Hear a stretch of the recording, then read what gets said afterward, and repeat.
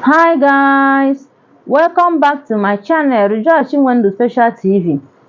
Still on different names of animals in Igbo. Anyị ka nọkwa na aha dị iche iche ụmụ anụmanụ a na-akpọ ha n'asụsụ Igbo. Aha ụmụ anụmanụ dị iche iche n'asụsụ Igbo. But before that, please, if today is your first time of following us, try to hit the like buttons and subscribing bell so that you'll be notified each time we come online. Okay? Waka ibido.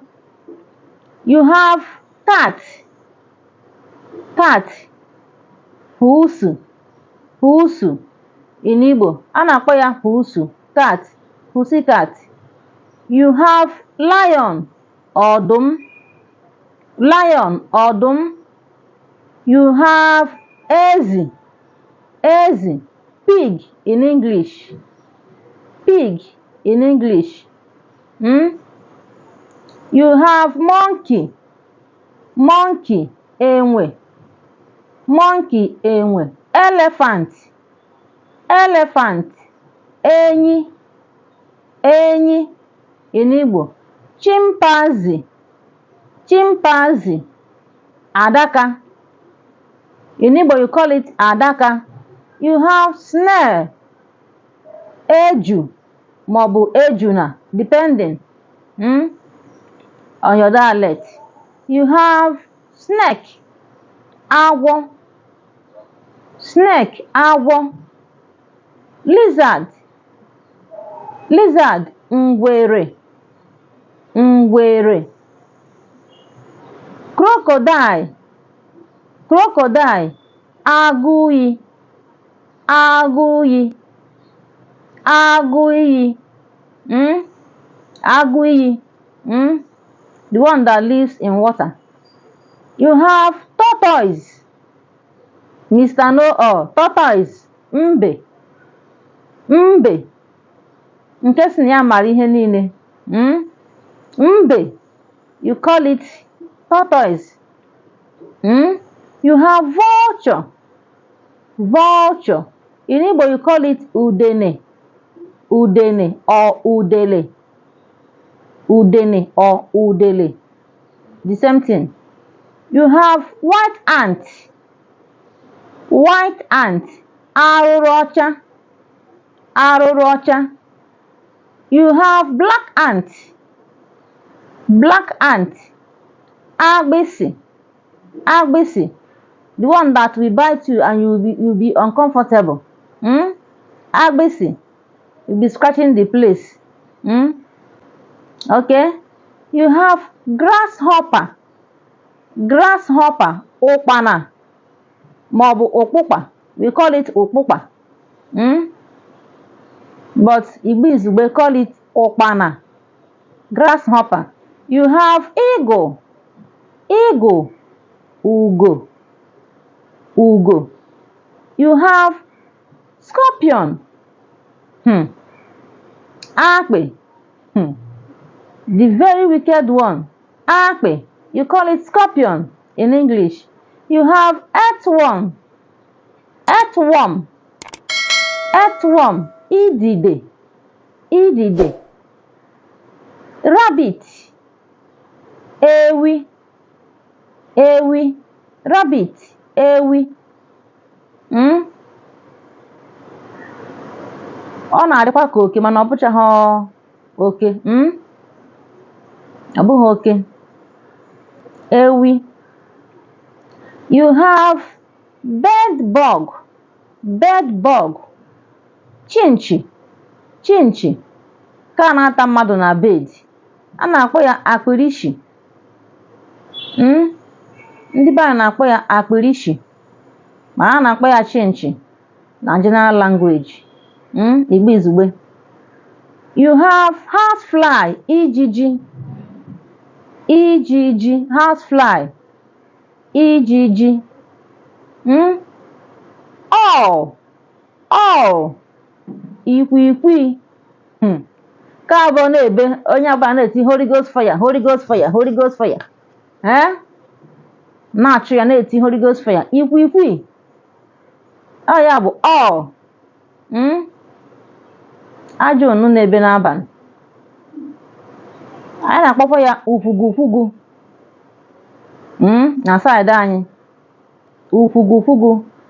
Ndị Igbo na-akpọ ya ikwikwii. Akwa na ofu ihe. We have fish, azụ. Fish, azụ in Igbo. Periwinkle. Periwinkle, ịsam. Ịsam. Ka a na-ara ahụ na mmecha, mana imecha ya ọ na-atọkwa ụtọ. Ịsam, periwinkle. Hippopotamus. Hippopotamus, utobo. Utobo. Ka abụghị ịbịa kọọ ugbo, bifo ị ga-abịa, ji niile dị na ugbo gị, o were mbọ ya bọsịcha ha nchata. A na-akpọ ya utobo. Ọ na-ebi n'ọfịa. Hippopotamus lives in the bush.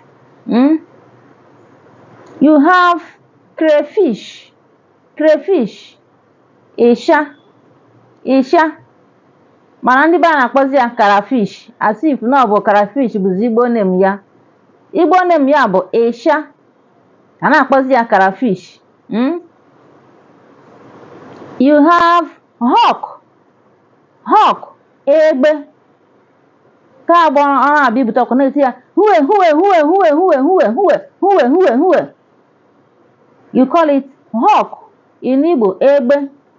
You have maggot, ikpuru. Maggot, ikpuru. You have donkey. Donkey, jaki. Jaki na-ebukwa ibu. The one that carries load. Donkey, jaki. You have eaglet. Eaglet. Ka a na-akpọ chekeleke nwamba ọcha ka iwere uji. Chekeleke nye mba ọcha ka iwere uji. Oge anyị pere mpe, akwa anyị fụha anya ka ọ na-efe ya sị chekeleke nye mba ọcha ka iwere uji. Chekeleke nye mba ọcha. Before you know it, you will have thick white mark on your finger. A na-akpọ ya eaglet, chekeleke. You have sparrow. Sparrow, nza. Sparrow, nza.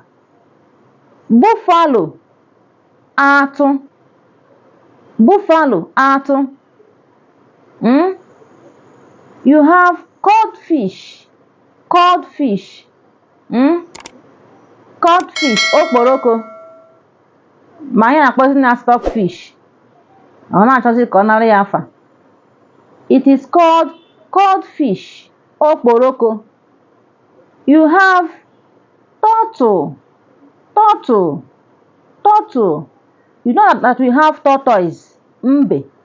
You also have turtle, mbe mmiri, nke na-ebi na mmiri. You call it turtle, mbe mmiri.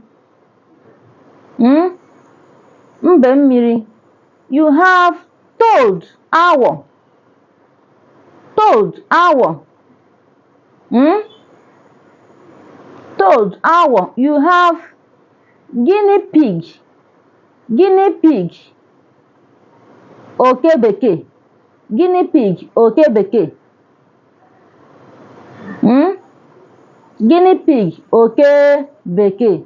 You also have parrot, the one that talks too much. Asị na mmadụ na-ekwu ka parrot. Parrot.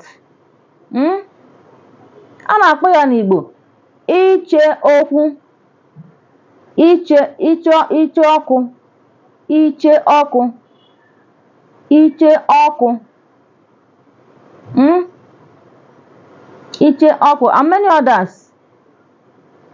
Okay? Parrot, iche ọkụ.